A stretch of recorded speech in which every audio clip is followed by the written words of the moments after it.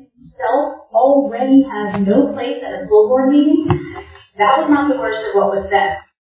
That community member had the audacity to suggest a correlational effect with that member's sexual orientation and the member's ability to effectively instruct students. I'm going to say that again to make sure everyone hears that. They suggested that one of your employees was ineffective in their instructional practice because they may or may not be gay.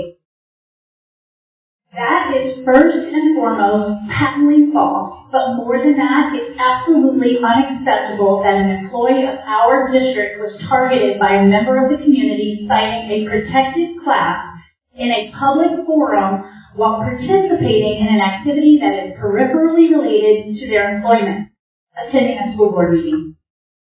Would we tolerate any other protected class being maligned this way? Would it be okay to say that someone is not an effective teacher because they previously served in the military? That's a protected class.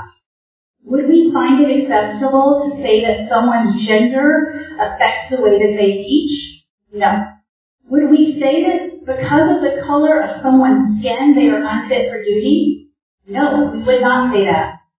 It is abhorrent that a teacher could be maligned as an ineffective instructor based on their perceived sexual orientation. But here's the good news. I know we're always looking for the good news, right?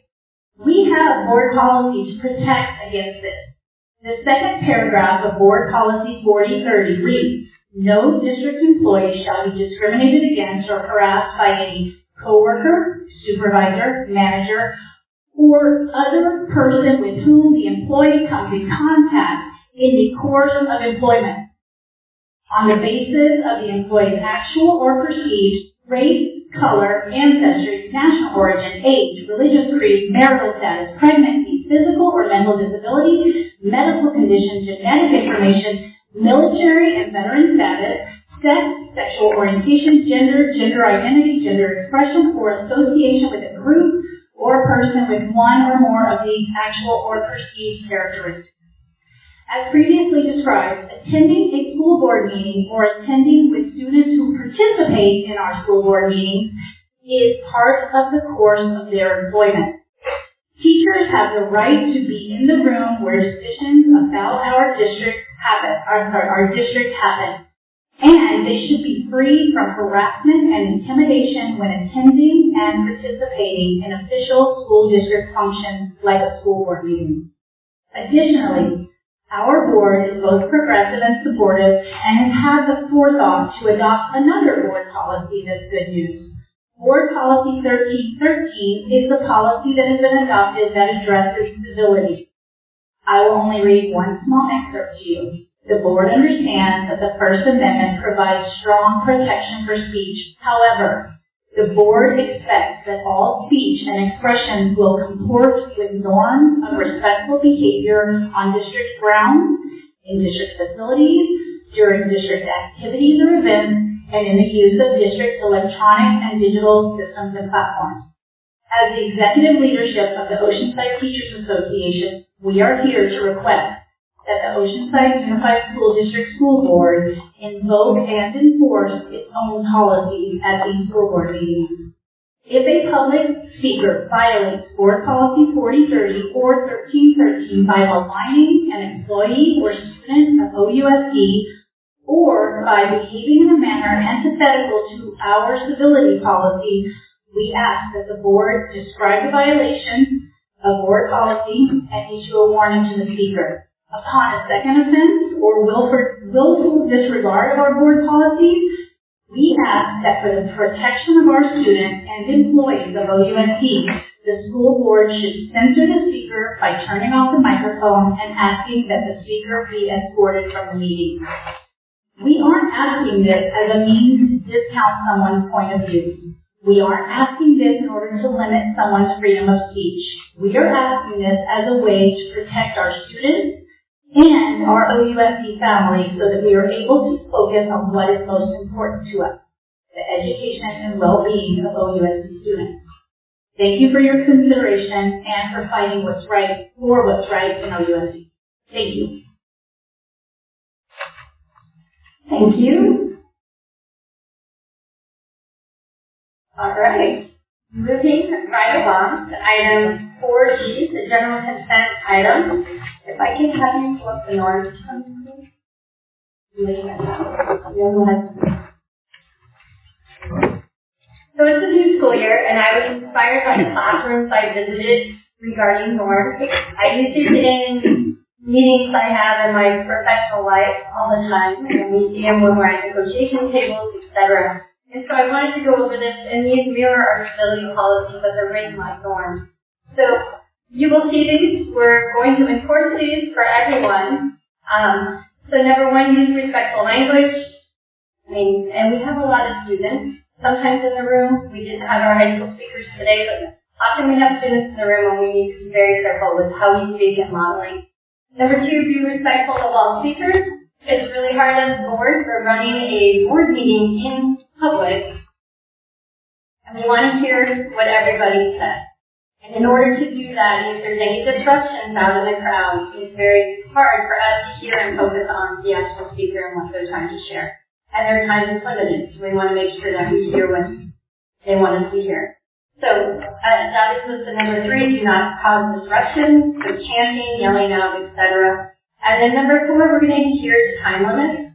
And in our board policy, we have 20 minutes per topic. Sometimes we allow more, it depends on how long the topic is and if it's going to take our board meeting past 9:30, 10 o'clock.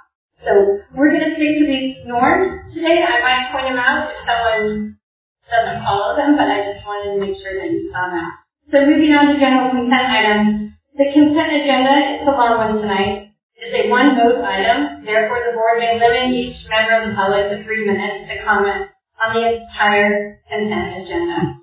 We ask you to please indicate the items you will be speaking on. When you come to the mic, I know Ann calls names for people to come up. If you would say your name, and if you have a child in our school, what school, so we know, and tell us what items you're speaking on, and say it slowly so we can write it down. I try to write it down, sometimes you say it so quickly. So if you guys would start that, it's a new school year, so we'll try something new this time. So, Ann, would you like to call? We have 5 public comments. Fine. And you have 3 minutes.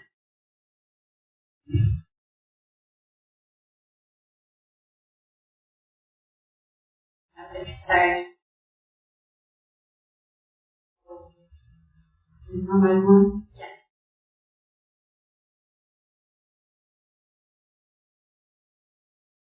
Okay. We have about 5 public items. Now, we say the items in there. It's a consent agenda. But when you come up as a speaker, you would tell us what items that were used. Michael Richardson, item J.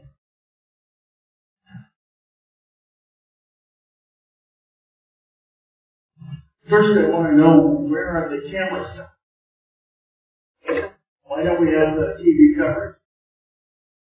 I can answer that later, but I don't want you to spend your 3 minutes asking for. I will comment on that after. All right. You've got over 50 items on the consent calendar. It adds up to over $78 million if you approve. And you're just going to give your blanket approval to whatever is before you. Because I read the whole list, I pulled out item J because it caught my attention. $1 million spent to replace concrete at 7 schools. One of them South Oceanside. I went to South Oceanside 70 years ago. It was a brand new school. So I assume it probably has some cracks in the concrete. I assume there's some places that need some repair. But $1 million in concrete repair?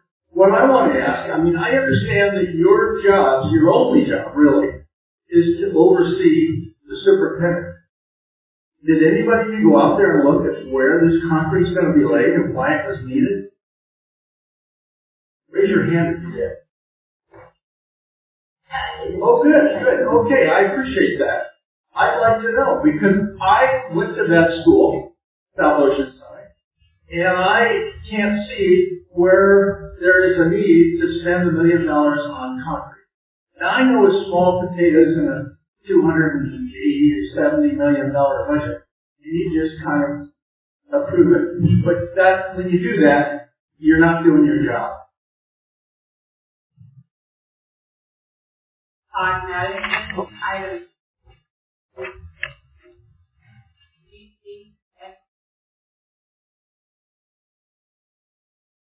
Brought my elephant. This is an elephant. So just FYI, I'm not going to play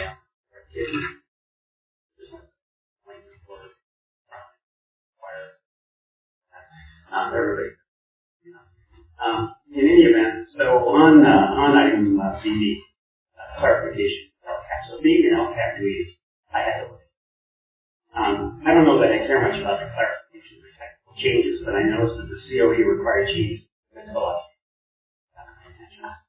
Can't say I did a line-by-line comparison, but I did notice we're taking out decimal points and we're moving to dollar signs. That seems good.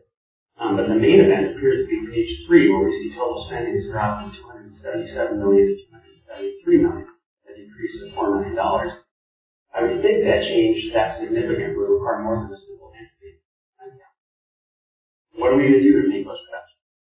I don't know if I've seen that. So we're now also significant. We're now also reporting performance in math in spring 2023 as being only 22% of kids at or above grade level. Last year's SBAC said 29% at performance, which by anyone's standards is miserable. But now we're seeing a further drop with projected performance numbers almost 24% lower. That doesn't seem like the direction we're going. So last, of course, this is not a crisis. This is not a crisis that demands immediate and significant improvement. It's not like the crisis last winter, which prompted giving employees responsible for this declining performance 5-figure bonuses on top of their bigger incomes. That costs the district $13 million a year. It seems like we should spend that $13 million on math education myself. So, next, XX, classified personnel. Nothing too exciting here, except the number of resignations is almost twice as high at this point in the year as last year. I'm guessing we don't care much about that and still don't do exit interviews to find out why people are leaving. Just a minor note, the word separation misspelled. On item YY, certificated personnel, we hired 63 new teachers. I'm sure you all know this, but that is awesome. That is just a great job by HR. 63 new teachers. Great. So what's up with the resignations there too? That's really crazy. This is a combination of what normally be 2 months numbers, but we're now had about half as many resignations this year as we had all of last year. Again, it seems like they'd be interested in knowing what's going on there and why people are leaving. So lastly too, Tiffany, I don't know the details of what you're talking about, but I think I'm actually with you on this. I think that the rules of debate should be rational and reasonable, responsible in these meetings as well. Thank you very much. Thank you, Todd. Emily Richmond, item AA.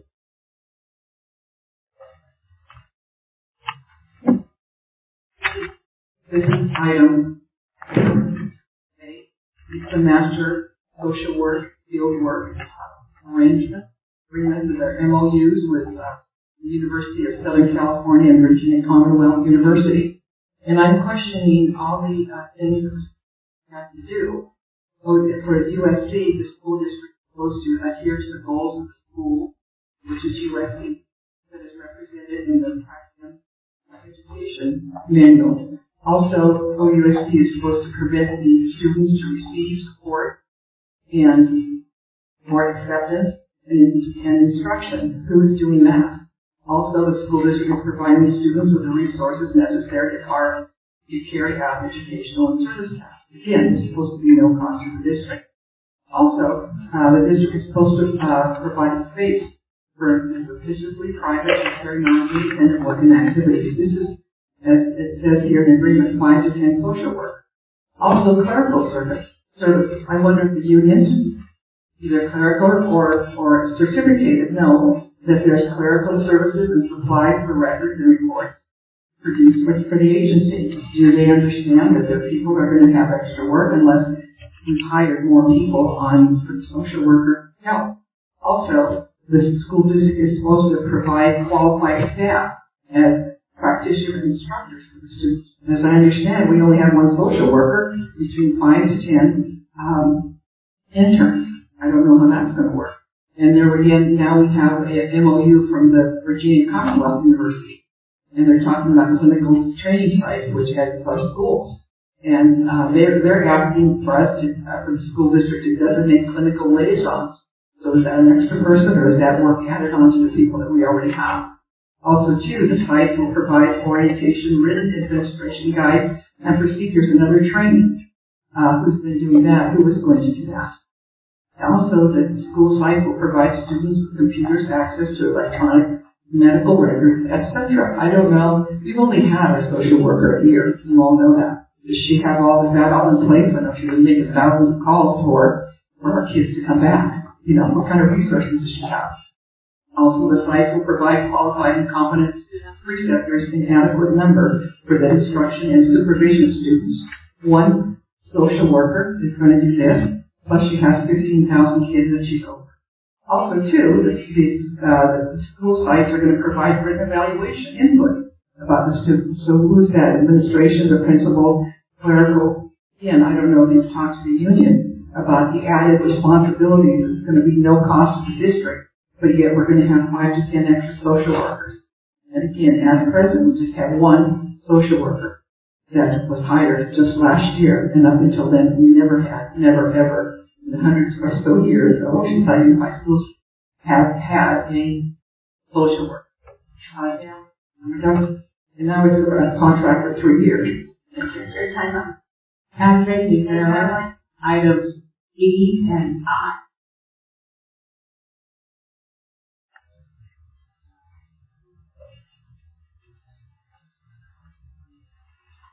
So, we'll talk about G first. I know we talked about this a couple months ago. You guys are getting rid of automobile. You had some toolboxes on there in the past. You said you're going to look into it, see what's going on. But I don't know if you guys are aware. This right here on the right is insufficient value for sale. Does that mean you guys gave it no value? Is that what that means? Insufficient value for sale.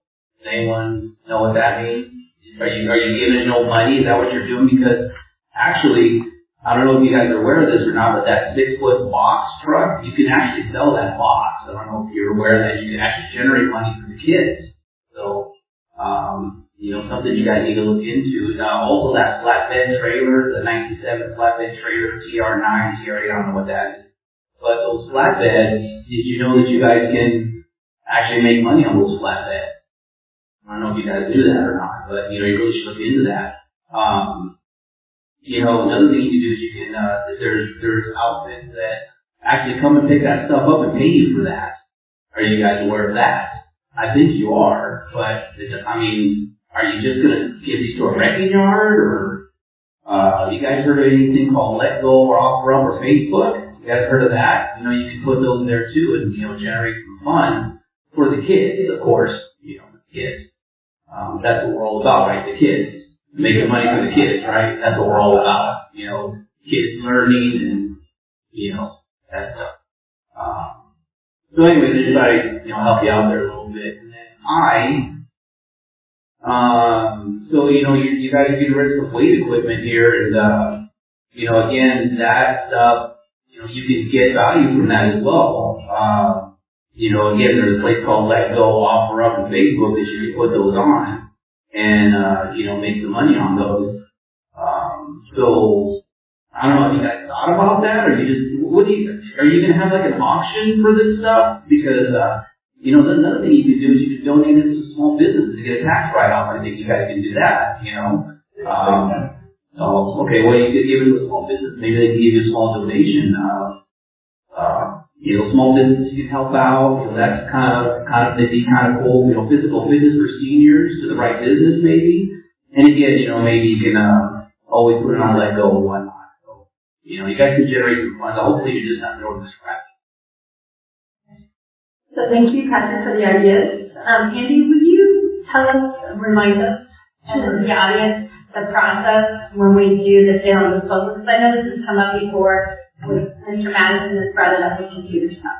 Thank you. This is actually just the first step in being able to do the things that were suggested. We're not allowed to sell, we're not allowed to auction, we're not allowed to donate until first we share that it's surplus property. After that, we actually do then go to public auction, and then we do try to donate, and we do try to sell off. But we can't do anything until we've shared with the board that we are property that is no longer a value that then we'd like to move forward on. So we do very much try to make the very most of our resources in leveraging our assets, but there does come a point when you have a trust that's over 20 years old or about, where first we have to just say it's trust. So this is just the beginning step of then moving forward, and the other suggestions. But it doesn't have value. You said it doesn't have value. All right, so we're going to move forward, and I'm just going to remind people of number 3. So while the speaker's talking, I wanted to hear Patrick, but I could hear someone making comments behind him. Please adhere to the norm. All right, next speaker. Rose Figuera, items H, L, M, N, O, P, Q, and P. All right, so mine was also about the surplus property. It's like a lot of things are on that list. Chromebooks, computer tables, laminators. I'm wondering if we can get a list of where you donate, because there are other charter schools and home schools that could use all of that equipment. It just seems like a lot of taxpayer money that's going, I don't know, seems like a lot of things to donate and try to sell.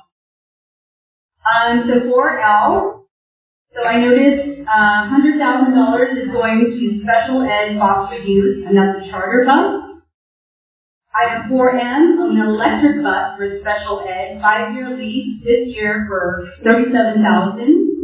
4N, a diesel bus for special ed, upwards of $164,000. 4O, special ed fosters, $184,000 in transportation. 4P, special ed foster youth charter bus, $100,000.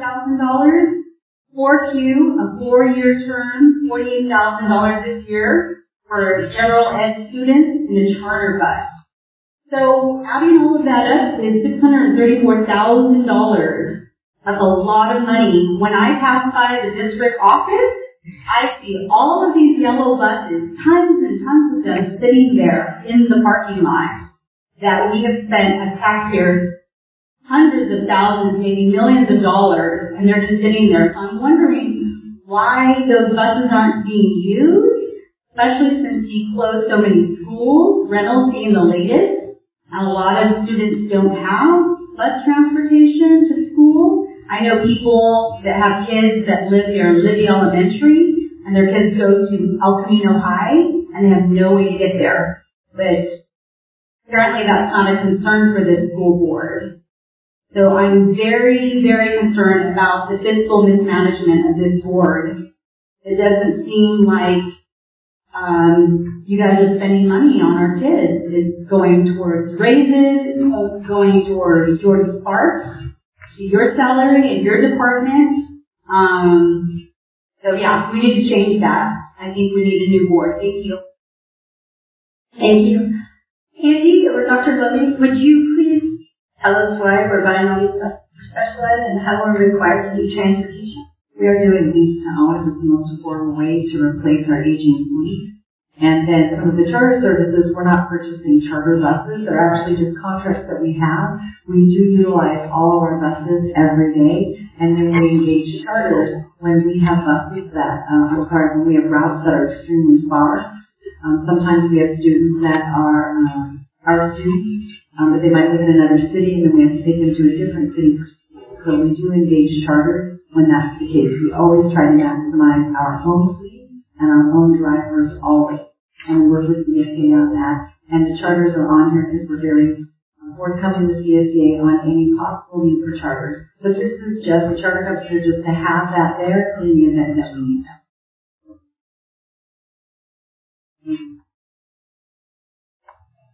In addition to that, we have students who have special needs. Perhaps they are in a wheelchair, or perhaps they have other developmental delays or challenges that don't allow them to be safely transported to school.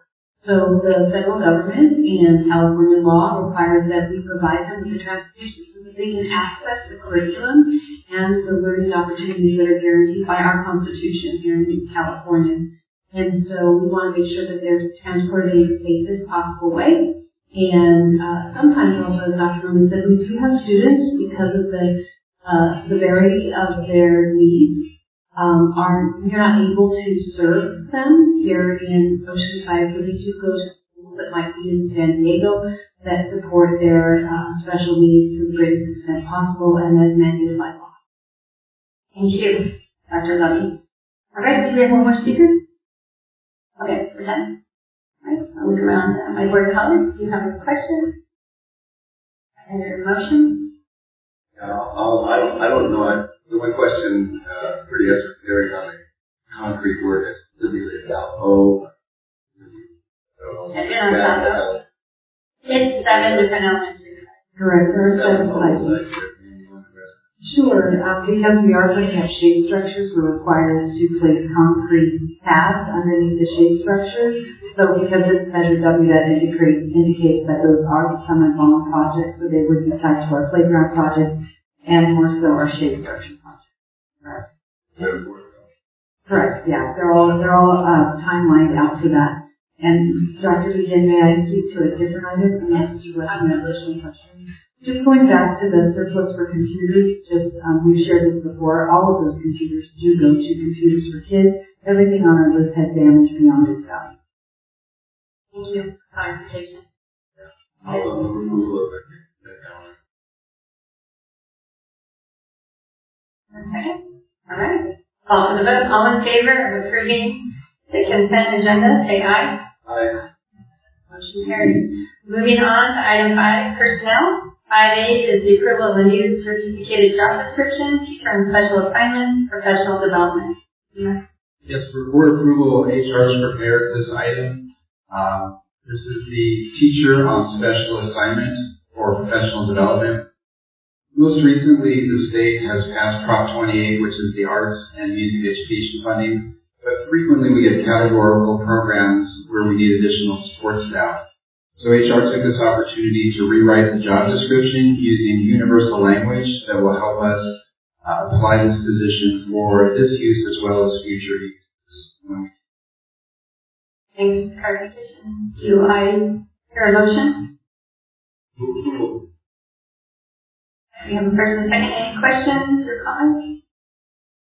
All right. Call for the vote. All in favor of approving item 5A, say aye. Aye. Aye. Motion carries. Moving on to item 6, curriculum and instruction. There was an item that I missed on 14 that I signed up for. General consent. You already had your hand.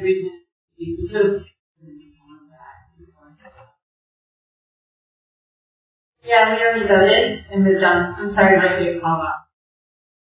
Sorry. Okay. Alright, item 6, curriculum and instruction. Item 6A, I'm going to open the public hearing for the Williams Settlement litigation at 6:39 p.m. Are there any speakers, Ann? Alright, no speakers, then seeing none. Hearing closes at 6:39 p.m. Moving on to item 6B, adoption of resolution number 1, Williams Settlement legislation determining sufficiency of instructional materials. Yes, thank you. As a result of the Williams lawsuit and subsequent settlement that was established in 2004, the Education Code requires that all California school districts annually hold a public hearing and adopt a resolution determining that we do have sufficient instructional materials, textbooks, and science equipment. This is important for us to continue to monitor, and ESS, Education Services, works with sites to ensure that we have all the sufficient textbooks and students have what they need. Approval of this item authorizes that we do have the materials as needed and outlined in the settlement agreement. Thank you, Dr. Lundy. I'll make a motion to approve item know we just adopted math textbooks, language arts, yeah. We're catching up. Some of our stuff was outdated. I make a motion to approve. Okay. Any questions? Seeing none, I'll call for the vote. All in favor of approving item 6B, say aye. Aye. Motion carries. Moving on to item 6C, ratification of MOU to operate transitional kindergarten and kindergarten expanded learning opportunities program. Yes, this is really exciting. As you know, we've expanded our public school offerings to transitional kindergarten, which our 4-year-olds continue to expand. So for our transitional kindergartners, our 4-year-olds and 5-year-olds, we developed a partnership with community service providers to provide a focus on developing the academic, social, emotional, and physical needs of the pupils through hands-on activities that extend the school day and complement what they're learning in TK and kindergarten. This proposal will expand the daily learning time for our youngest learners and provide the opportunity for students to grow and thrive. This partner was selected after a review of proposals from multiple vendors, and approval of this I will ensure that we have these opportunities for the school year for the students. This service contract is funded through targeted grant funding for our district for just this purpose. Thank you, Dr. Levy. As we move into the future, it's possible to have more schools, more elementary schools with TK programs. At this time, every one of our elementary schools have a TK program, and some actually have 2 classrooms. So it's very exciting as we move forward. We need more. I'm getting out of high school. We really need more.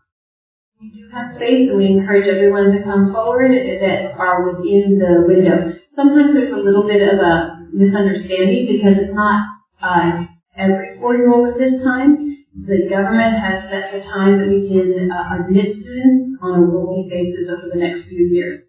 So some families might be just on the cusp of whether or not they can be enrolled in TK. But please, we encourage everyone to come to the to their local schools and find out if their child is within that window. Well, that seems to be the issue because they're like November babies. Thank you. That is motion. First and second, any more questions, please? All right. Seeing none, I'll call for the vote. All in favor of approving item 6G, say aye. Aye.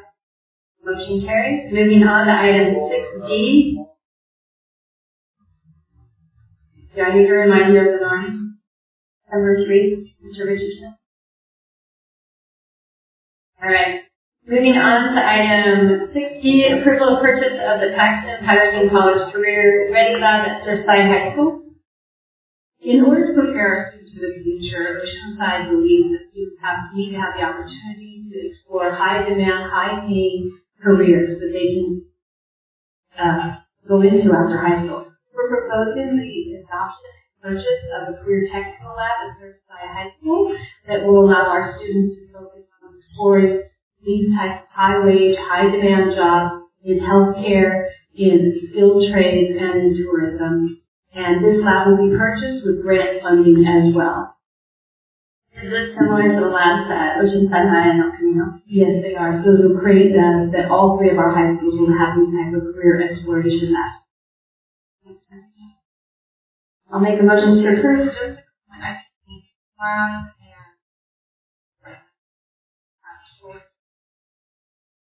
They have short-term lessons that they can explore each of these careers. And so for students who are exploring what they'd like to do, this is an awesome opportunity. Any more questions? I don't have a question or comment. I'm just thankful that finally we're looking towards having students really think about their future and that we're able to provide the option of being able to have a career as opposed to just getting a job after high school. So thank you so much. All right. We have a first and a second on that. Nancy? Do you have any questions or comments, Mike? Okay. Second and we did. All right. I'll call for the vote. All in favor of item 6D, say aye. Aye. Motion carries. Moving on to item 7, policy development. Alright, 7A, it is 6:45 p.m. I'm opening the public hearing for the Board Policy 6158 on independent studies. Are there any speakers in? No speakers on independent studies. Alright, and the hearing is closed at 46 p.m. Alright, moving on to, sorry. 7B, updated Board Policy 6158 on independent study. I'll turn that over to staff to tell us more about that. Yes, the new state law requires that the Board of Education hold a public hearing prior to any changes to our independent study policy. So as we are proposing today, the new policy will align with state law. It removes particular parts of our policy that refer specifically to the 2021-2022 school year. It outlines the minimum time that a student can independent study for 3 days. It also outlines the time of what happens to the independent for 15 days. Also, it helps us to align our work so that students who are on medical treatment can also participate in the independent study they should choose, along with in-person support. This is an excellent opportunity for us to ensure that we are providing diversity of opportunities for our family community. Any questions? Is there a specific strategy who oversees this, or we have two different ways that we have independent studies. So there are independent studies at our Surfside campus that is more ongoing, and we also have teachers at each site can also take the independent study process. No more questions or comments? I'll call for the vote. All in favor of approving the updated Board Policy 6158, say aye. Aye. Carries. Moving on to item C, adoption of amended Board Bylaw number 9323. Yes, I'll introduce this one, Dr. McGinn. The Brown Act, Government Code, and Education Code requires board agendas to provide an opportunity for members of the public to directly address the board on any item of interest to the public that is within the subject matter jurisdiction of the board before or during the board's consideration of the item. The Education Code also states that governing boards shall adopt reasonable regulations to ensure that this intent is carried out.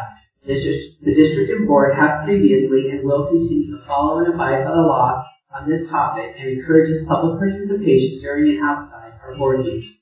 The proposed revision to the board bylaw will continue to provide an opportunity on the agenda for members of the public to directly address the board for the board's consideration of agenda items via the public comment on agenda items portion of board meeting agenda. The proposed revision to this board bylaw will also continue our practice of providing an opportunity for members of the public to directly address the board on any item of interest to the public that is within the subject matter jurisdiction of the board, even if not agendized for a particular regular meeting via the public comments on non-agenda items. Staff recommends approval. Thank you for that explanation. We have 3 public comments, or 5? We have 6. 6 public comments on this item. All right. Quote the numbers. First person is Sandra Martinez.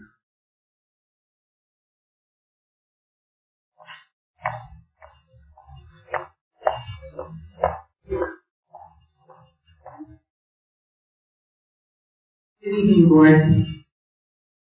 If I'm misinterpreting this, please let me know. But from after I read this, I have some serious concerns. The first, based upon the proposed bylaw amendment, people might think you actually don't want the public to show up or speak on the record. And this is why people might think that. The first thing, in the first paragraph of the public participation, it says you're encouraging attendance of the public. I would call that disingenuous, again, unless my interpretation is incorrect of the amendments that needs to be made. My translation of this is we don't want people to take time out of their busy day to come down here and comment. We'll accomplish that by giving them only 3 minutes to speak on all agenda items, all 62 of them in this case. That way they can't really discuss their concerns with us.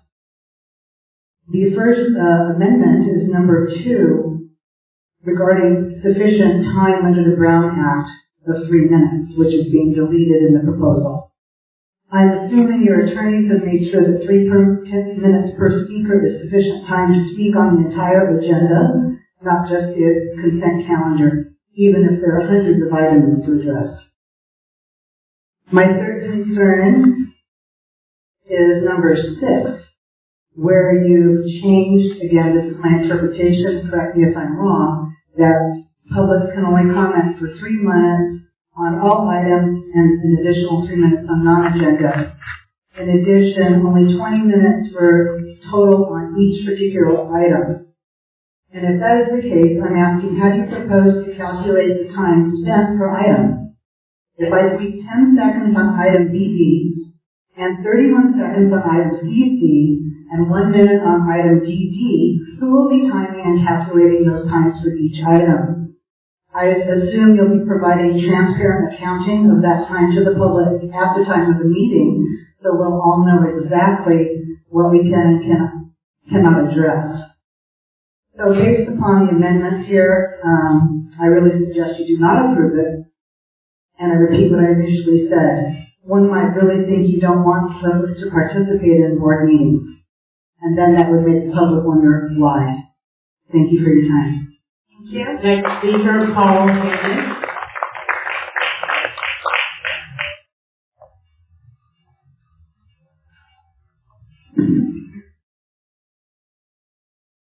Board, I would like to urge a no vote on this motion. It would appear that this board is not interested in hearing the public, and passing this suppressive motion to eliminate public speech and comments on general consent items is a gross violation of our constitutional freedom of speech, which, as a veteran, I'm very offended by. And I hope you will consider this vote very carefully. This is discouraging speech and participation in our elected system, and it's a chilling thing you just have in your notion that in mind. This district board is acting in a dictatorial manner, and if you vote for this measure, it will be used against you in the upcoming election and eventual recall. So you want to be able to explain this to the public in your campaign literature. The citizens are going to ask for questions. Why are they being denied input? Is their input not appreciated, valued? And speaking of freedom of speech, why is the Internet Act blocked here in this building? I asked for a password, and no correct password was given. I could file a FOIA request to find out and get an answer. I would like an answer from someone on this board for why we do not have a Internet Act. I was trying to get a hold of someone here and I could not reach them. And that's disruptive to our ability to communicate and to research and download agenda items, speak to them. So, thank you for your time. Next is speaker, Bill Answer and Patty Smith.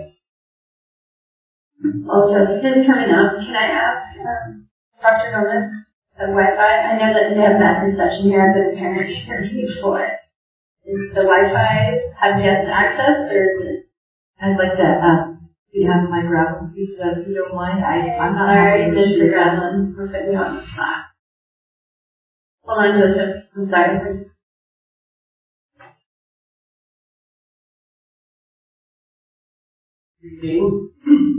The password is Oceanside22. That's Oceanside with capital O, 22. We weren't allowed to leave it open, an open network, for cybersecurity purposes, and E-Rate doesn't allow open networks, so we have to close it. The password, Oceanside22. Alright. Thank you. I understand that. But yeah, the cell reception is horrible. Alright. Thank you. Sorry to be on the spot. Alright. Ready, Joseph? Yes. Good evening, board members. I have probably been speaking and sharing truth at these meetings for quite some time now, and so have many others who I have seen speak tonight. We have gladly shared truth, and we have attempted to encourage you board members to step up and not force agendas on innocent children who truly do not know any better. The leave should be chosen by a child on their own and not shoved in their faces by parents. I understand that when a child is dropped off at a school, they should expect to be at or in a supportive public space amongst their fellow children where they can gladly make friends, build community with others, as well as have an opportunity to simply enjoy their childhood. Joseph, are you speaking to the item about the violence? Yes, I am. I'm getting to that. While being taught the basic fundamentals of an education and academics by teaching professionals and therefore preparing them to think critically and prepare them to become responsible adults. When it comes to these meetings, we are sharing these truths not to offend or to upset or to attack anyone here in this board. We are doing it because that is what we have known, it is what we know for a school environment should be. That is what I grew up in. Last time I checked, you guys have teachers teaching the proud history of this wonderful country, which includes the Constitution, which included in that great document is our rights, freedom of speech. While you guys are entitled to freedom of speech yourself, so are we members of the public. If you have teachers teaching about freedom of speech and try and take it away from the parents and the public, you would then be lying to children, which isn't right. I encourage you guys to strongly consider these truths, and I encourage myself a no motion on this. Thank you for your time. Thank you. Good evening, Board. Regarding quorum and abstentions under 7C, it says when there is no conflict of interest that requires abstention, the members have the duty to vote. This policy indicates then that there can be possible conflicts of interest. I say that a board member who has received campaign funds and backing from the Union of Teachers Associate or the teachers should certainly abstain from voting on teachers' salaries. Wouldn't you find that a conflict of interest, Board? How many of you present have not received teacher or union funds? Mr. Blessing, I do have a paper that said you received $6,000 the last election. Yes. Yes. Excuse me. Your campaign did for posters. You received money. I have the paper. I'll show it to you. Okay, I'll show it to you. I'll show it to the whole board. Public participation under that item. Number 4, board members or staff may respond to public questions on non-agenda items. Then why have we been told that you cannot comment on them? But I see that someone read this resolution, so you're responding a little bit more tonight. But those are agenda items. So if you were told not to respond on non-agenda items, I want to know by whom. Number 6, speakers are to be allowed 3 minutes total on agenda items, including consent items. This is a direct violation of California Code on Meetings number 54954-3,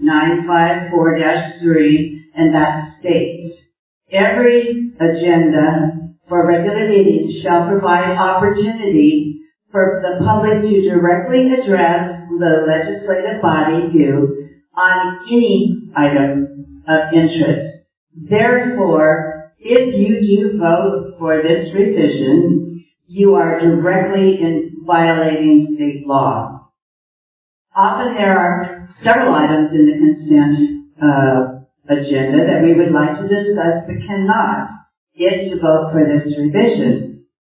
We also suspect that several items are purposely being added to the consent section purposely to limit our questions and to get passed with one vote. Remember, a vote for this violates your California state law, legislative law. Thank you.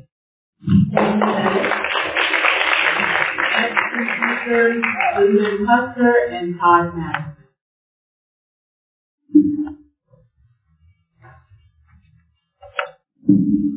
Good evening. I really only have one question, and since you are answering questions, I'm happy to devote my time to allowing you to answer this question. And what do you mean exactly by allowing us only 3 minutes to speak? We need clarification. Go ahead. Total, 3 minutes total is what it says. The board, the way the education code reads and the government code 54954.3, education code 35145.5 gives the board the opportunity to hear public comment before or during considering an item. So what this proposes is that we would move all public comment for on-agenda items.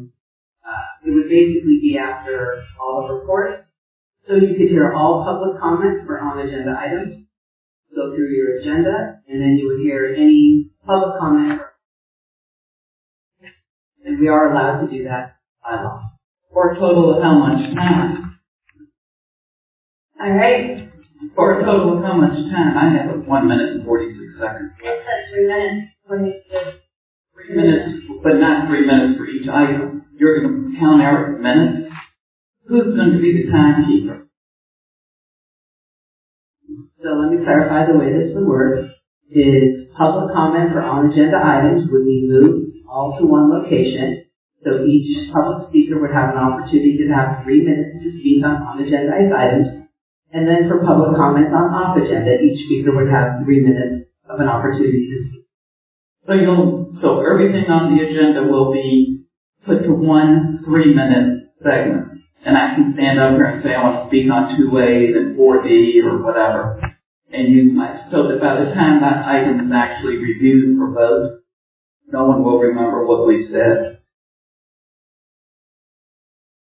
I don't believe that it's a lot going over. And this is legal. You run this by your attorney. He wrote the policy. Would he be happy to explain this to us? All right. Do you have any other comments? No, but I still have 36 seconds. Yeah, well, once again, it's at our discretion whether we're going to answer this. Okay, so public participation outside the board meeting, you said that earlier. In the board meeting or out of the board meeting, you'll have public participation. I'm not sure what you're asking. So we can meet with you outside of the board meeting if you limit our public participation to You can always meet with board members. But they won't take our meetings. That's the problem. That's at our discretion. So it's not at our discretion who we can meet with. It's totally at your. If you don't want to hear from us, you don't have to meet with us or let us speak here. That's exactly right. I don't see how that's legal. All right. Your time is up.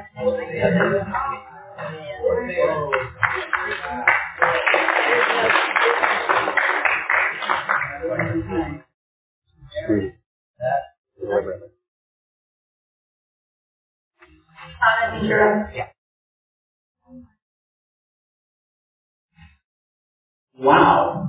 So I had something to say here, but I can't believe what I just heard. The level of complete disdain for public input. Completely. I mean, I can't believe that you think that limiting public comment to 3 minutes for the entire agenda is somehow acceptable. There's legal and there's right. The Japanese internment was legal. Was it right? Separate but equal was legal. Was that right? No. This is ridiculous. This is absolutely ridiculous. I mean, you can tell by the comments here that people are confused over the language. You know, that was not clear to me that it was going to be that way. I thought that you were doing something else here.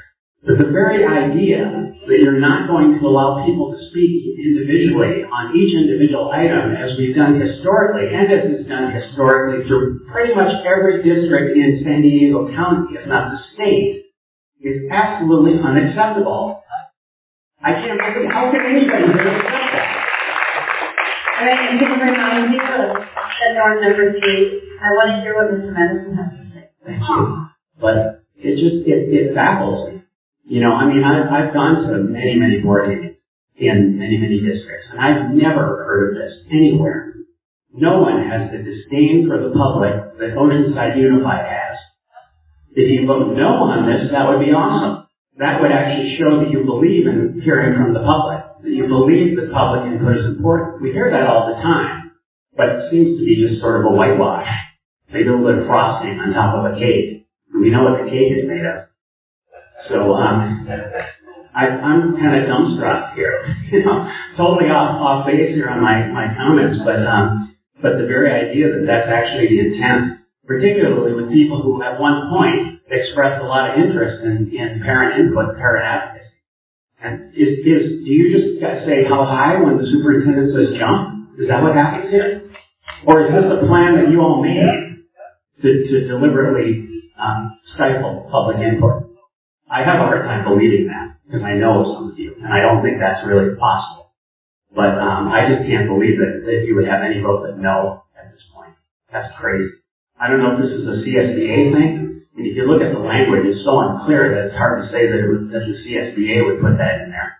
I wasn't able to find it on their website, so it seems to me like this is something that we're just making up, winging it as we go, as an attempt to further quash public input and make sure you don't actually happen to listen to all these people who take their time out to come and tell you what they feel should be happening in our district.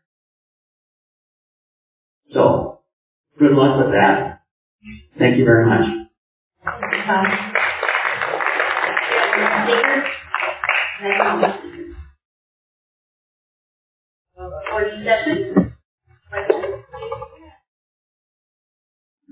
So we had two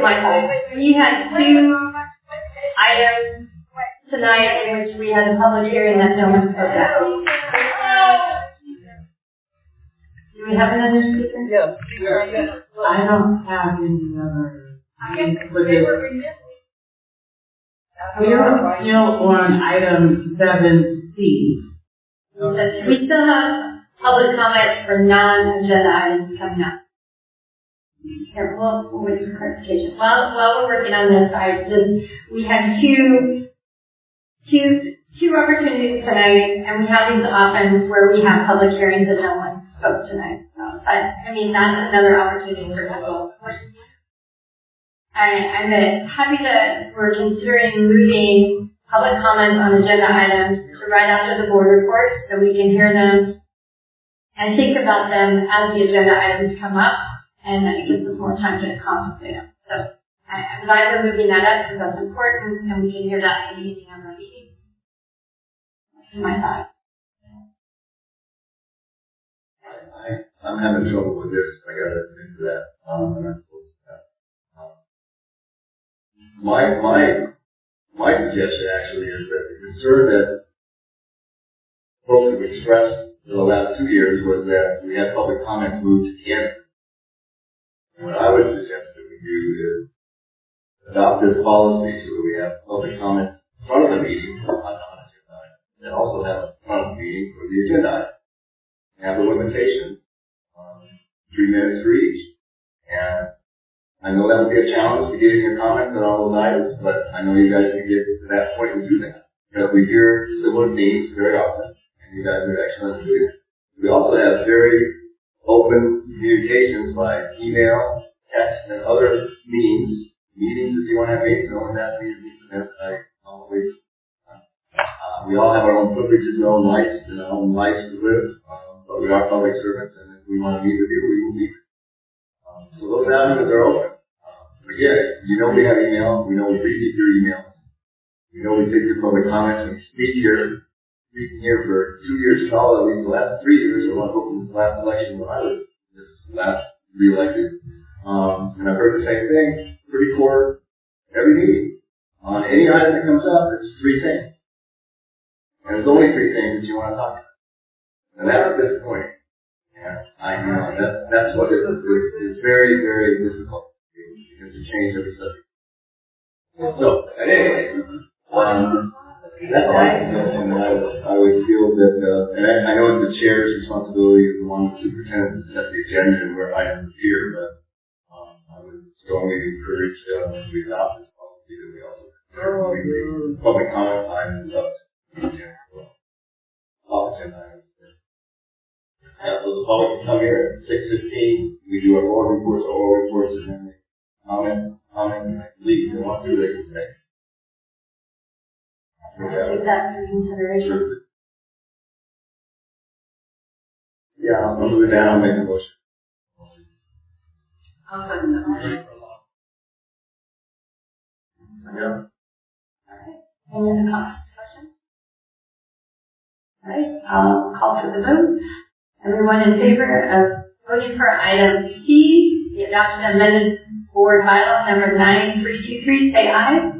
Aye. We're voting on it, including it. Yeah, so what I'll do, so what I heard is first motion and a second, and Mike made the request to, with this, move public comment for on-agenda items to the front after board report, and public comment for off-agenda items also to the front. I'm not including that in my motion. Yeah, okay, you're just kind of putting that on the side, and I'll make sure that Raquel has that information when I do agenda directive. Secondly, I think in my motion I did intend to also waive first reading. It's a motion to approve the policy as is, and waive the effective, as we've been doing for the last year and a half. I'll make a second. Any more questions? Thank you, Nancy, for that clarifying first. All right, call for the vote. All in favor of adopting item C, the adoption of amended ordinance bylaw number 9323, say aye. Aye. Motion carries. Moving on to item 8, public comment on non-agenda items. We are not going to take a break. Are you guys okay with that? How many speakers do we have? We have 15 speakers. All right. We need a biology break, so we'll meet at 7:30 to take 15 speakers. All right. Can you set the timer, please? Our first two speakers will be Todd Madison and Connor Steele. Todd Madison and Connor Steele. So before you get started, Todd, I'm just getting, because this is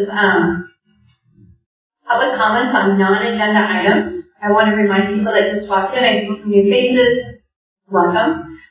We have some norms for our board meetings, and they're up there, and if you violate a norm, I'm going to call you out.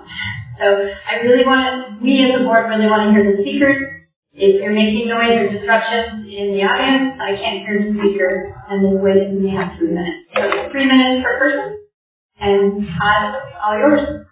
All right, well, thank you very much. So I have another comment thing here that isn't going to be used because of the last item. I have to say I'm pretty much dumbstruck. I mean, this has never happened to me before. I'm almost at a loss for words, if you can imagine that.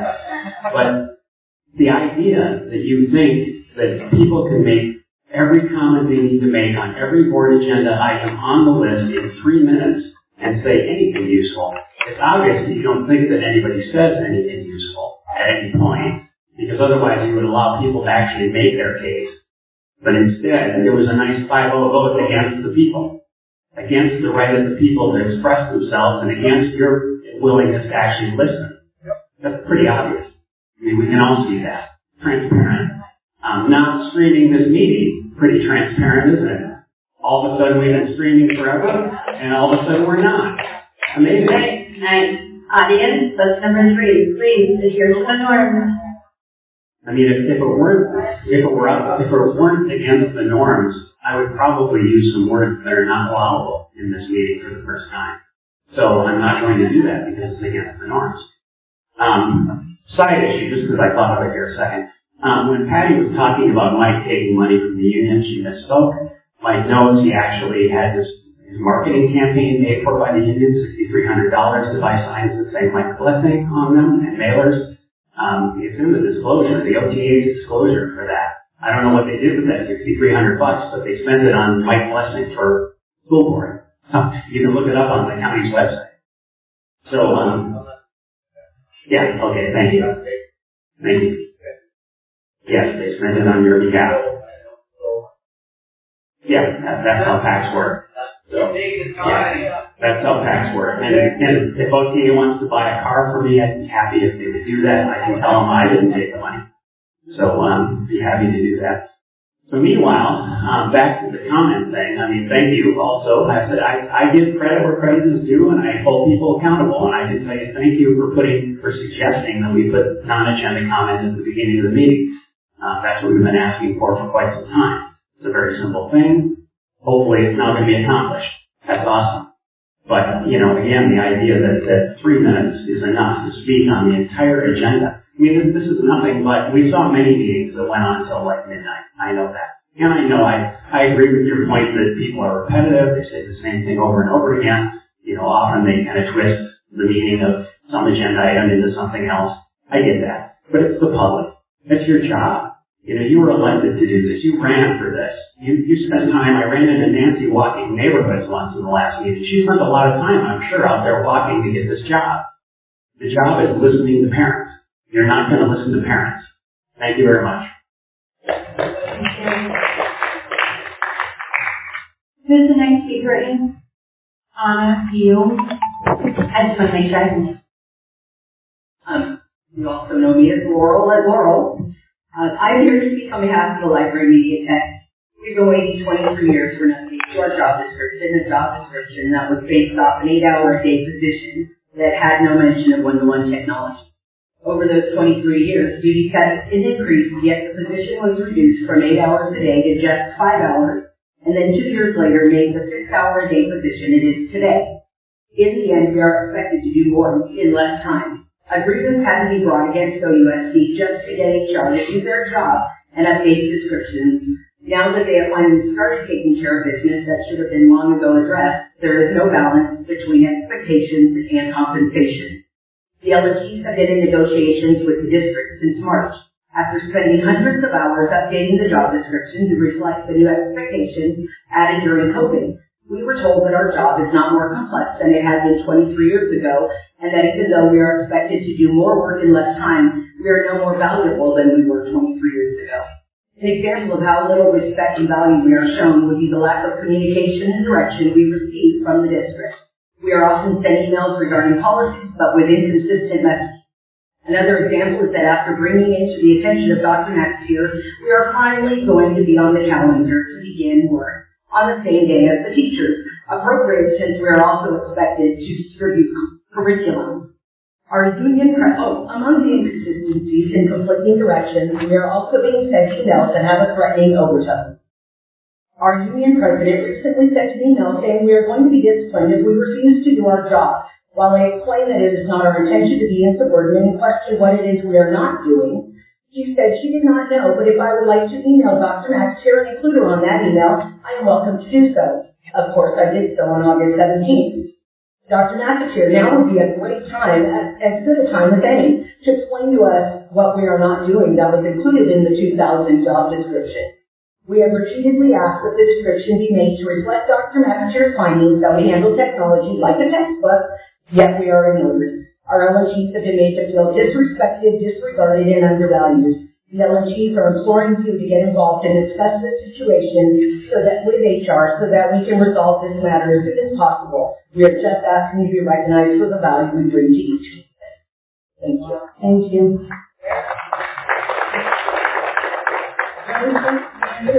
And Paul.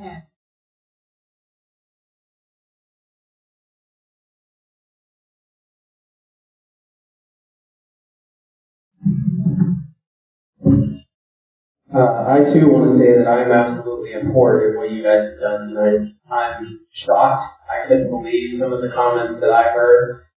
And I just want you guys to know you are going to be exposed. I do want to start this night off with a question for you members. Do you guys even want to know what the truth is? Are you willing to even hear the truth? Because myself and many others sitting here behind me want you to know the truth. We're not here to make anyone feel bad. We are here to share the truth with you because we care about the mental well-being of the children in this district.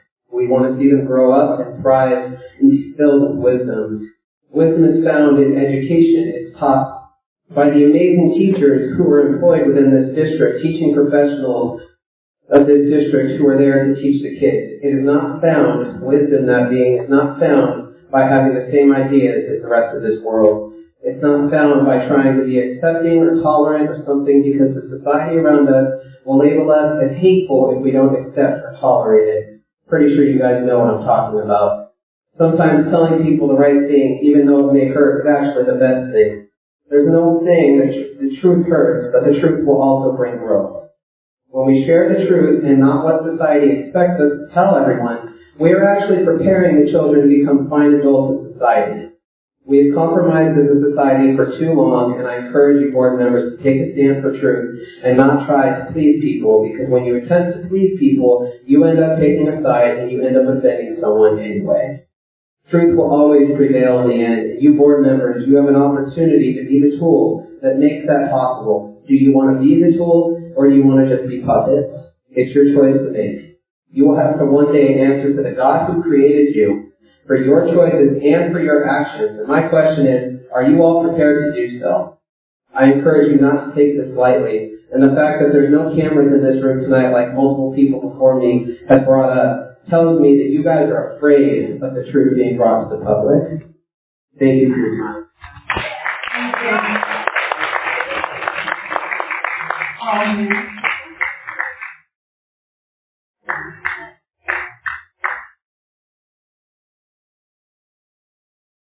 So at a prior board meeting, there was a number of achievements of the Arab community that were listed. And as someone who comes from a tiny minority in America, the Chaldeans, we often get lumped into the Arab ethnicity. This is not at all accurate. And it's well-intentioned, I grant you that, but it's divisive in its attempt at inclusion. Chaldeans have a different history, language, religion than Arabs. But the Arab supremacists impose their identity on the indigenous conquered people of Mesopotamia. And so these accomplishments were wrongfully attributed to the Arabs. Schools are intended to be engines of unity in a community. Patriotism used to be that part of that. But I don't see that happening here. Instead, I see a focus on identity politics, which are not conducive to the sense of belonging for those who are left out. Through the inclusion of the DEI program, which I oppose, I think that is going to create more division and less harmony. Better to remain neutral as possible and leave ethnic pride or other pride issues to families and their communities. I believe that parents determine the education of their children, and good schools should focus on areas of agreement rather than dividing over the access of our birth. E pluribus unum, the Latin phrase on employment, is sage advice that was once understood prior to the advent of cultural Marxism on education. A board member, after reading those statements, those accomplishments of the history of the Arab people, should have attributed that to the Mesopotamians, with the Chaldeans, the Assyrians, and Sumerians, who developed the basic concept of time, writing, the Code of Hammurabi, astronomy, and algebra. So I would encourage this board to try to be more neutral and allow the community and the parents to be the determinant of their identity. Thank you. Thank you, Paul. So this is one in Italy, which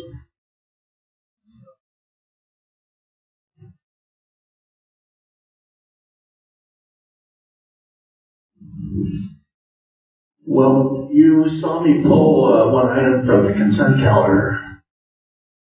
I noticed that none of you pulled one item from the consent calendar. And yet you voted over $78 million just like that. It occurs to me that maybe you think we only need 3 minutes because you don't even use 3 minutes to talk about the whole calendar. So why would we need more than 3 minutes? I understand that. You know, I've been coming to the school board meeting for a couple of years, and I've had interesting things happen. Mike, you said that we just disagree. And I asked you, what do we disagree about? Do we disagree that the test scores are fine when they're in the toilet? So what do we disagree about? Then a couple of weeks ago, I was at Californians for equal rights. These are people who believe in the Constitution, which I believe in, and I think you're remiss in not teaching it. And this was a conservative organization. So I ran into Eleanor. And I said, Eleanor, what are you doing here? I said, Eleanor, did you come to spy on the enemy? And Eleanor said, oh no, I've been coming to this for years. Well, she couldn't have been years because it's only been going for 2 years. And I was there last year and you weren't. But nevertheless, Eleanor, you said, no, I'm a lifetime Republican.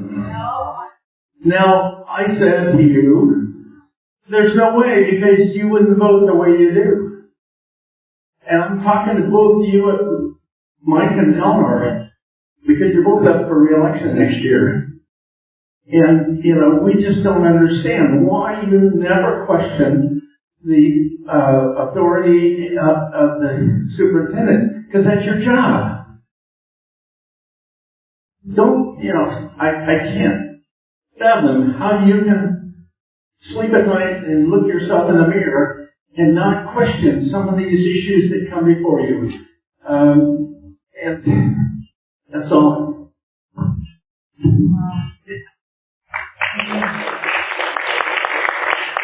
So I'm going to remind the audience of number 3, as Emily comes up. It's really difficult to hear them, and it's distracting when you're making those side comments. So I'm seeing the people in the front. I don't want to call out names, but this is your last warning, because I will have you guys. We will stop the meeting, and you will have to be asked to leave. So I really want to hear what Emily has to say and not be distracted. As I understand, Dr. Lawrence showed a video of me and a couple of others talking about the bad test scores, and I think kind of insinuating that we're saying that the teachers are at fault. Quality teachers have worked in this district who were all about the students. Many children in the district need direct instruction and a solid foundation in reading, math, English, history, and science, and teachers knew how to do that. My daughters had an excellent education in OUSD, while my middle school daughter teacher had a class write their goals and ambitions to be turned into him. 4 years later, a week before graduation, she received that mail received the mail of the classroom assignment of her goals and ambitions. They had teachers who challenged them academically, counselors who made sure they had the right classes, music teachers, athletic coaches, teaching life skills. My grandchildren also had thrived in this district. Robert hosted and laughed about my granddaughter, who is now 24 and working as a social worker in a high-needs elementary school in Oahu. Shannon Bott was my grandson's second grade teacher. She gave me a card with pictures of his activities in the classroom, along with a beautiful letter remembering all of his great qualities. He had a strong connection with his third grade teacher, Marlene Scott, in their love of history. She spent time after school administering one of the district's academic recovery programs. He was in Garrison's plays and danced with the ballet folklorico. He is 20 years old. If the Garrison property could have been a park, I would have donated a stone bench in remembrance of my grandson, dedicated to the wonderful teachers who spent their years at Garrison Elementary. Let our teachers teach without being burdened with all the fluff and time-consuming district procedures. Give them the quality instructional materials and discipline models that work for the students of our district. Don't burden them with what ESS should be doing. Let them spend their class time teaching age-appropriate academic school skills. Just let them teach.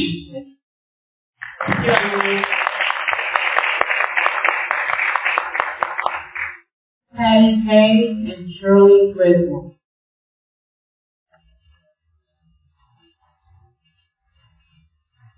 So this was to be videos for the people at home who cannot come, who are too busy. I would say we come to these meetings for those who cannot. We ask questions for those who cannot. We seek a better education, as evidenced by low test scores, for our students. We support the hardworking teachers, whom you burden with many other tasks outside the realm of education. I have served in the classroom for a few years, and I know that most teachers that we have here are hardworking and earnest. We are not against the teachers. This is directly to the board, and you are here. To try to pit us against the teachers is wrong. To not answer our questions, not engage in discussion, and not alter your path of compliance to the superintendent's wishes is wrong. You have been complacent, board, when the superintendent or staff was allowed to rally the LGBTQ group to counter our objection to pornographic materials in school libraries. You've been complacent when you went with the superintendent to El Camino High School to praise the class who spoke at the board meeting, even though their argument was not relevant. You are complacent when you have allowed your superintendent to focus on physical appearance of the schools as well as a shiny new administration building without emphasizing classroom achievement. You're complacent in this school year. You have allowed your superintendent to focus 3 days of professional development on the following: challenging the parent group. Really? Us? Diversity training. Really? And lockdown procedures. Understandable. This is what you approved, school board.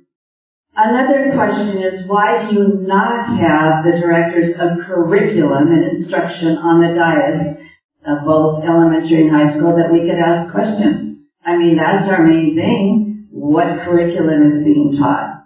I am asking, or I would have, if we were being televised, all former teachers and administrators who are watching these meetings, to come on in person and give input on how to restore Oceanside schools to the distinguished school status that they once were. It is obvious that those presently in charge don't have an idea about that. Thank you.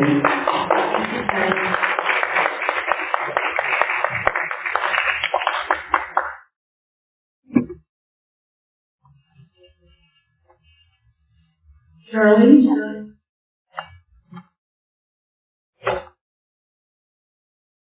I'm a teacher, 20-year teacher, and my copy of this is bonjour, je m'appelle Madame Griswold, je suis française, j'ai appris le français. Okay. My husband watched Yeah, up on the microphone here. So, but just to cut to the chase, I'm watching all of you and I'm wondering, really? I have 2 military sons, 2 daughters. One teaches in Japan, Okinawa, taken after her mom. This is my military son, 101st Airborne, Special Forces, Army Sergeant. And I'm going to make this short because it's unfortunate that I can't talk more, but I am a sub teacher, was in Oceanside, and my military son, which I'm more humiliated by the fact that he had to help pay my rent, because I was let go on February 1st, and I subbed on January 31st for a teacher named Hernandez. And I wrote something out, but I'm going to speak from my heart. This teacher, 6th grade math, and I choose the schools. I'm in 5 districts, so I choose the schools that I like. I like Cesar Chavez, but I think a free exchange of the truth and a proper education to understand the principles of free speech, which is in our Constitution, is vital, especially in our schools. None of them, Mr. Mackey's here, you, the superintendent, never heard my voice, but I'm speaking now because what happened is this teacher wrote lesson plans and pronouns. Never had I heard. I'm not that dumb. I learned English when I was 8 in Colorado. My dad was military, and I learned it very well. That's why my strength is teaching English and then other subjects as well. And pronouns. This teacher said, Hernandez, Can you please not mention the name of the teachers? Well, too bad. This teacher wrote on the lesson plan that its pronouns were they, them, and their. I was confused by what this meant, so I asked Mary Ann Centeno, who is, I know her as a friend, who was the administrative secretary at Cesar Chavez, and she told me that she didn't know what that meant. I found out that from another teacher adjacent from where I was teaching said that, oh, this teacher's non-binary. Well, unfortunately, let's just cut to the chase. Unfortunately, the teacher Hernandez evoked disrespect and violence in the 6th grade class that I felt. All right, your time is up, Shirley. The students Thank you for your public comment. The students So your time is up. and I was, nobody in the Number 4 on that norm, Shirley. Pay attention. No, there's number 3. There's number 3 as well. Shirley, gentlemen in the back, will you please help Shirley sit down? You want to hear what you have to say? I said you guys can take it outside. She had her 3 minutes. We are adhering to norms. Speaker is Rose Rivera and Susan Custer. Thank you, Shirley.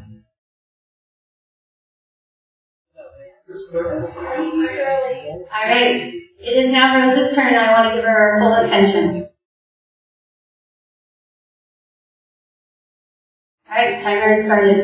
All right, so incredible. This board, time after time, you show Julie Vitale and board members that you are not here for the interests of the community, the children, or the families. It is very evident in the policies that you pass arbitrarily, always 5-0. Julie Vitale, oh my goodness, we got an email from one of your staff members that works for Ocean High School saying how you harass and you bully and you're trying to weaponize now the teachers to come against this parent group. That is despicable. That is using your power for nefarious purposes. You use propaganda as a way to perpetuate lies, that porn and sexualization, dehumanization is good for kids. We've been trying. Like you said, Mike, for over 2 years have we not asked you to take the porn out of the schools. You have not. That shows that you do want to harm kids. You're weaponizing kids and now teachers, librarians, the Teachers Union, El Camino News, Facebook, to stir up hate, bigotry, allies, using language to incite political activism against those who stand for truth, justice, innocence, education, the Constitution, marriage, and family values.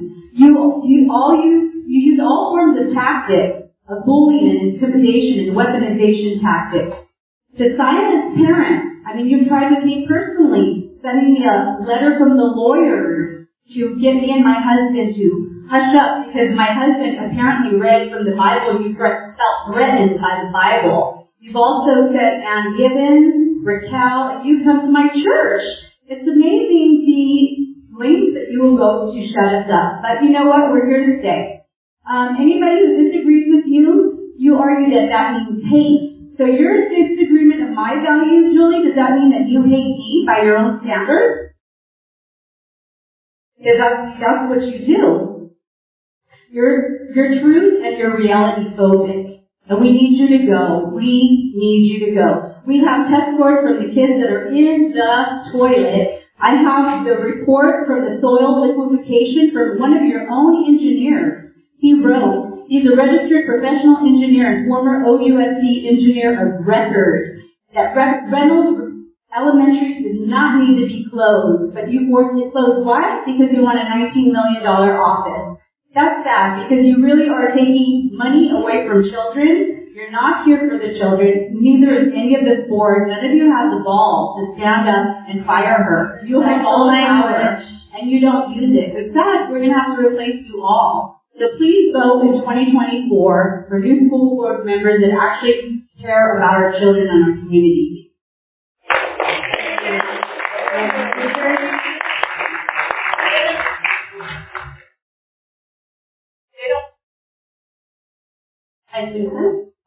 I'd like to address, Mr. Blessing, your comment about we always speak about 3 things. That's not actually true. We speak about 1 thing, improving the education for our children in the schools. So, preparing for tonight, I started thinking about and knowing about the teachers, because I heard that y'all have been trying to get the teachers to come and go against us. So knowing several teachers in Oceanside District, I know that we have a lot of excellent teachers in this district. In preparation for tonight's meeting, I was thinking about what makes a memorable teacher to a child and why.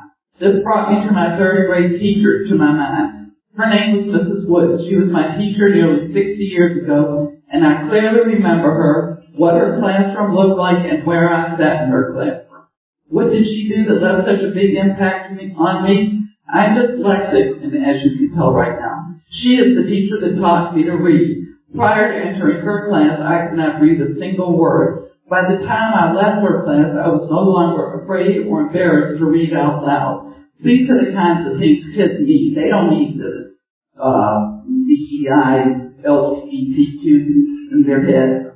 I only know that because of her, I began to believe I was as smart as the other kids who were reading at the beginning of the year. My confidence improved because I now have the skills that all the other kids had come to school with. These are the skills we want to teach our kids, not that white people have been mean to black people and that we're privileged and the African Americans aren't privileged. That's not a skill. That's not a life skill that will get you anywhere in life. Asking teachers to come here and push back against the parent group is just trying to pit the teachers against the parents. We're trying to get to allow the teachers to teach the skills that will change the lives of children for the better. We want them to be able to compete in a highly competitive world that they'll be living in.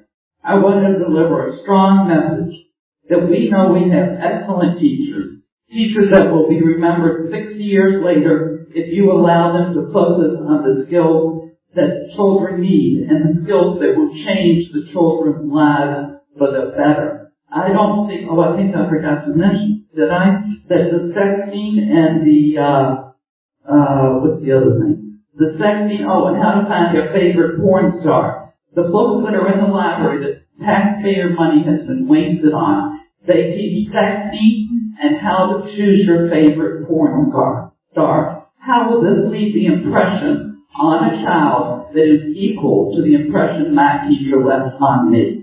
I don't think it will. It may leave an impression, but it won't be a good one. It won't give the child confidence to go out and live in the competitive world they'll have to live in. So we're here to focus on one thing, improving education, not three things. Improving education. Remember that.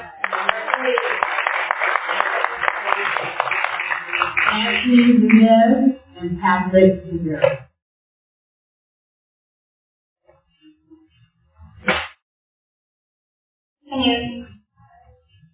Hello. Thank you for letting me speak this evening. Can you hear me? Can you hear me? So this is my second school board meeting I've come to. I have heard both sides from people I know, but I came because I wanted to find out for myself and be fair in any judgments that I should make. I don't have children in the Oceanside School District, but I have 5 daughters and 11 grandchildren who were in the public school district. 8 of those 11 have now been told because I feel they were bullied out. They were bullied out by the agenda that when I was raising my kids, there was no agenda like that. They were allowed to have Bible study at school. I also am going to address number 3, be respectful of all speakers.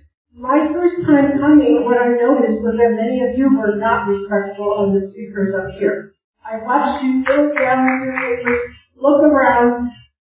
Nonverbal communication. Give the people here that respect by listening to them. That's another thing. I stand on behalf of my children, and I also promised my daughter I'd be here, my grandchildren. I'm appalled at the agenda that is being pushed into the public schools. I'm a concerned, tax-paying citizen. I have a right to speak, and I will continue to come to these meetings and speak.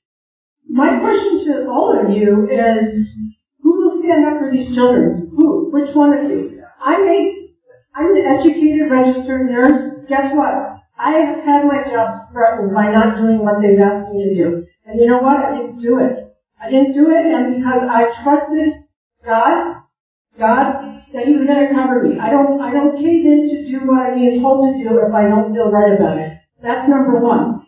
Number two is I wholeheartedly believe, and I'm not saying all of you are in this place, but I think you are grooming our children. You're grooming them. I'm disgusted by that. I'm totally disgusted. I believe in God and I believe in the power of prayer, so no matter what you all vote for or against, you still don't have the power. You still don't have the power, and no weapon formed against us shall prosper. And I'm not here to pound religion on you at all. I'm just here to say you're no greater than God is. And please stand up for these children. Thank you for your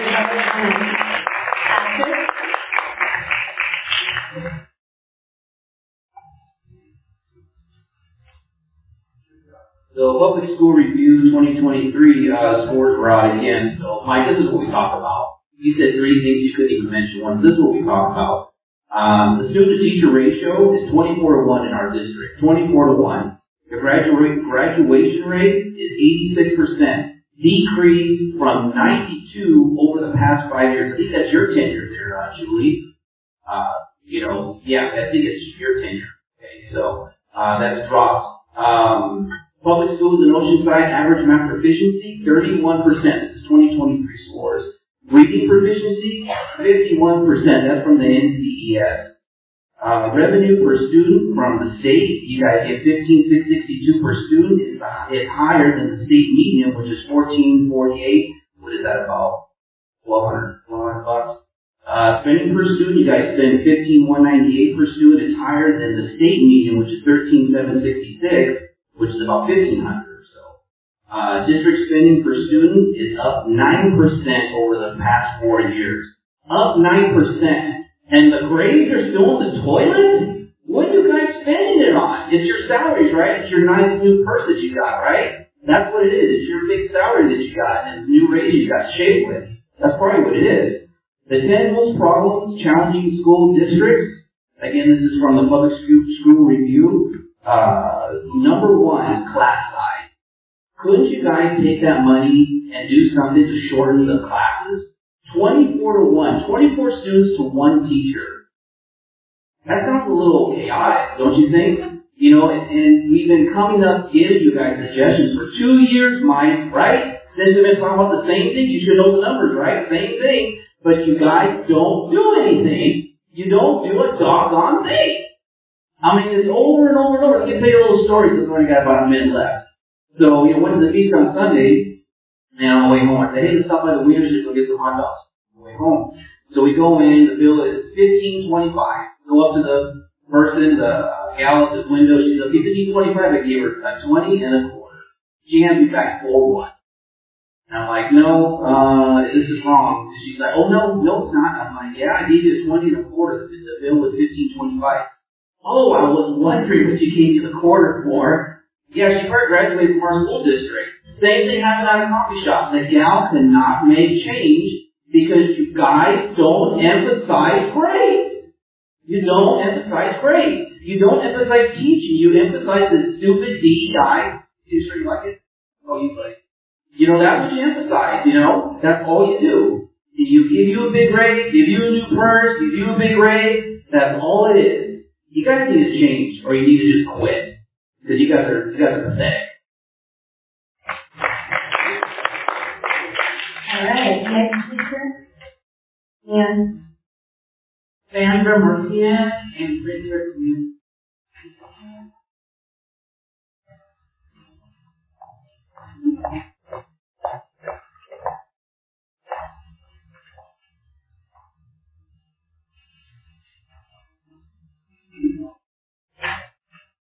This is pretty fun today, huh? Let me away with your book there. But I actually came today to talk about school-based health centers, like talk.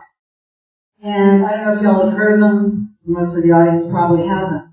But the idea is that schools are going to be primary care centers for mental health and other health services, basically comprehensive health care. It's part of the CDC whole school, whole community, and whole child model, which sounds great. So let's take a real look at it. Let's look at the CDC's history. on health care for children. In the last 50 years, CDC policies have created more obesity, diabetes, asthma, autoimmune disease, chronic illness, and mental illness than ever before. 60% of children in this country have chronic illnesses. Children are more ill here than in any other first and second world country. Additionally, in the past 3 years, it's gotten a lot worse. With the government recommendation of COVID measures backed by our board here, we've seen the mental health crisis on top of physical issues in children increase dramatically. On NBC recently, they said there was a surging mental health crisis among teens, overwhelming local ERs. Almost 3 in 5 teenage girls reported feeling persistently sad or hopeless almost every day for at least 2 weeks in a row during the previous year that they stopped regular activities. That was the highest figure ever in the CDC data. Girls fared worse than boys with higher rates of alcohol and drug use and higher levels of being electronically bullied because of these policies. Girls came to believe they were fragile and would be harmed by books, speakers' words, which they learned were forms of violence, which is what you teach here. They came to believe that their emotions, especially their anxieties, were reliable guidelines to reality, which they are not. They came to see society as comprised of victims and oppressors, good people and bad people.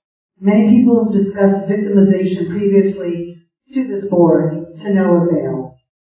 I believe this belief is pervasive and taught under the guise of DEI, victimization. Another part about this whole healthcare in the school is how to get money. Even in your own building, you've got the Paradigm Healthcare Services, which is how to build Medi-Cal to get money for kids for the healthcare services. On Paradigm's website, it says, Paradigm made me remember that we were not just helping our district get money, ... So you can't overlook that this is a financial incentive for the district. Not to mention, it's backed by HHS, private foundations, and corporate grants coming from companies like Merck. Part of Merck's funding is to focus on announcement approach training, which means providers simply announce the child will be getting X, Y, or Z treatment versus suggesting or asking. And in California, as with other California legislation, these things will most likely be done without parental knowledge or consent. This year, many schools will be sending home blanket consent decree forms for parents to sign. These are not the normal forms. The staff will have direct access to minor children and will encourage and convince and pressure them into receiving certain treatments. The opportunity to circumvent parental rights and informed consent is ripe for abuse. A government Thank you for your public comment. Thank you, Sandra, for your public comment. Your time is up. Thank you.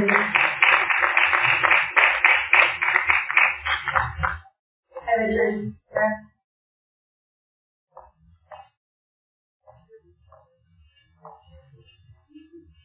Regarding public comments, I'd first like to point out that it is an honor and a privilege for all of you to serve here. The least you can do is once a month sit for a few hours and fully listen to the public. On that note, also, I'd like to say how disappointed I am that you eliminated television coverage so you can hide all your misdeeds from the voting public in the next election. Dr. Vitale, I saw your interview recently where you basically were very disingenuous. You said that there were people coming to the school board who were fixated on what you did in your bedroom. I, for one, couldn't care less what you do in your bedroom. It's a deflection and distortion away from the policies to avoid criticism. What we are concerned with is inappropriate materials in schools, lagging test scores, profligate spending, and salaries. To all of you, I see that across the nation, the public has expressed concern about inappropriate materials in schools. Clearly, the insertion of this material into schools is not an organic, local phenomenon, but an issue from a central authority downward onto students for reasons that define logical decency.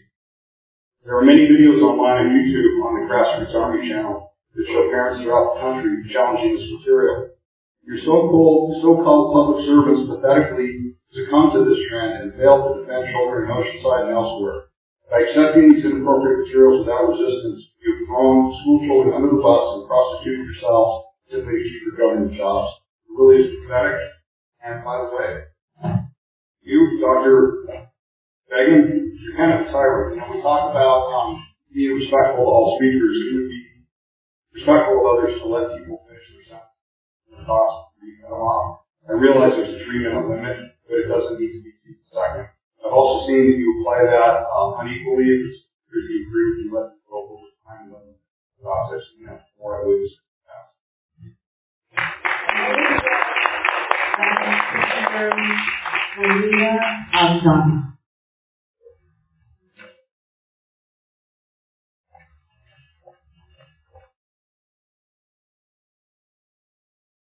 Good evening, everyone. My name is Maria Alshama, and I am a district social worker here at Unified School District, and I'm also a very proud member of the Diversity, Equity, Inclusion, and Student Support team.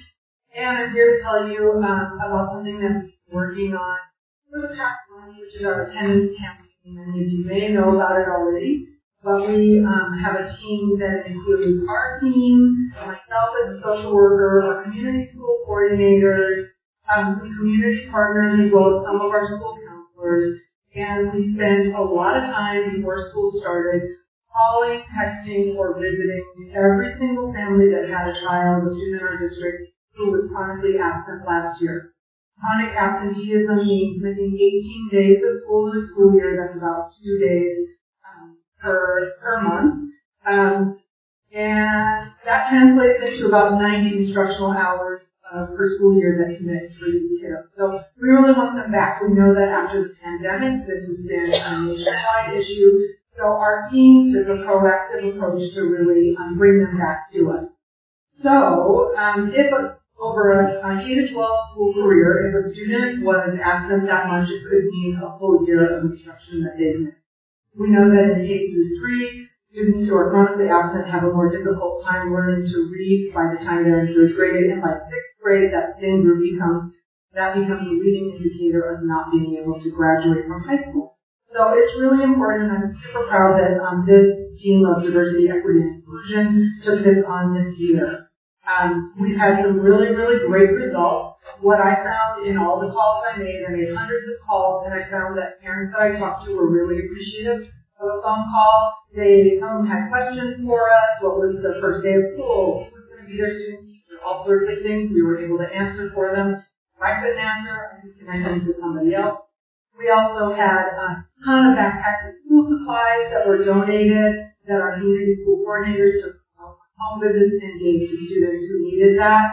And it was like a really warm welcome back into school for these families. Families were thankful, and so far what we've seen are really great results. We've seen that our averages of attendance for chronically absent students as of last Monday for elementary students was 87% and secondary 96%.